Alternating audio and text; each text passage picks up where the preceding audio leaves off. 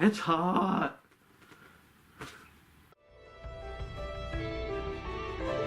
Hey guys, Lazy here, and I'm an Australian foxy for those who don't know. I come from Adelaide, Australia, which most people don't know about, but it's one of the major cities we just don't have much here, which makes it pretty good for living, very honestly, because the city is really nice and doesn't get very touristy unless we have like an event on, which we still do.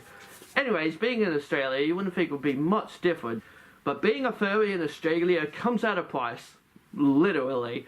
Everything tends to cost so much more. For example, most artists we end up commissioning charge in USD, so something that is $20, which is nice and affordable, ends up costing about 30-ish AUD, which is fine, but it's something we need to think about, especially with your character here at auctions. You know, that kind of stuff when the price keeps on rising. It truly does for us. 100 USD is like 140-ish AUD. It truly sucks because you see a price, but once you actually pay for it, it costs a lot more. Same goes for fursuits. Now that's some scary stuff. Say you saw someone offering a fursuit for 2,000 USD. That could cost us like 3,000 AUD almost. Not to mention postage. Oh god, the postage. Okay, that's just one thing about being a furry in Australia, but there are other things. For example, the conventions. Now while great here, we do hear about conventions that have thousands of not only furries, but fursuiters running around. We see these giant photos with thousands of fursuiters at them, and it's just holy crap. Because at our convention they look like this. It's a lot more smaller. This looks like a casual meet compared to an out-of-state convention. But at the same time, it does mean we bump into our friends a lot more often though, and that is a lot of fun. But at the same time, enemies, but a lot more chance to see the same people over and over and become friends with them. So there's some advantages to our kind of conventions, I'm sure. It's a slightly smaller community for sure, no matter where you go, but the community all the same. It's still great though, don't get me wrong. Really, the main things I think could cost a lot more money. Lucky us. And the cons are much smaller.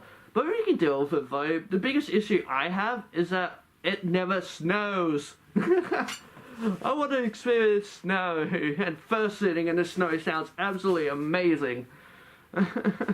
Be like for one time that wearing a fursuit would be super comfy and won't heat up.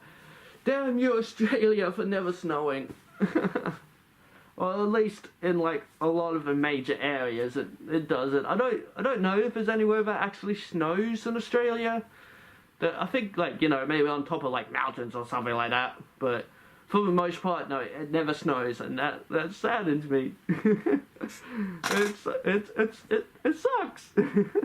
But then there's probably people out there who like deal with snow and just like, no, snow sucks.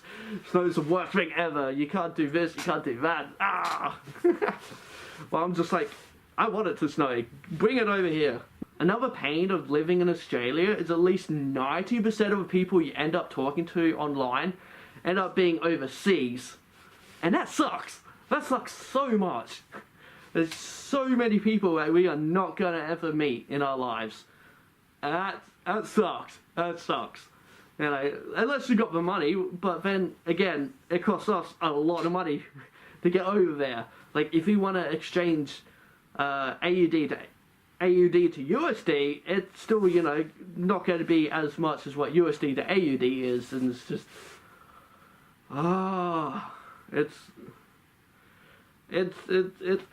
it sucks.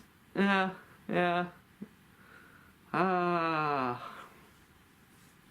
Oh well. But there's one great thing about being a furry in Australia. Australia's pretty fucking great, mate. Alright guys, hope you enjoyed the video. I'll probably do a part 2 if I come up with a couple more other little ideas and things. But if you enjoyed this video, give it a like and subscribe to my channel, because I'll love you if you do. And hit that bell icon. And this fox says, be who you want to be. Alright guys, bye for now.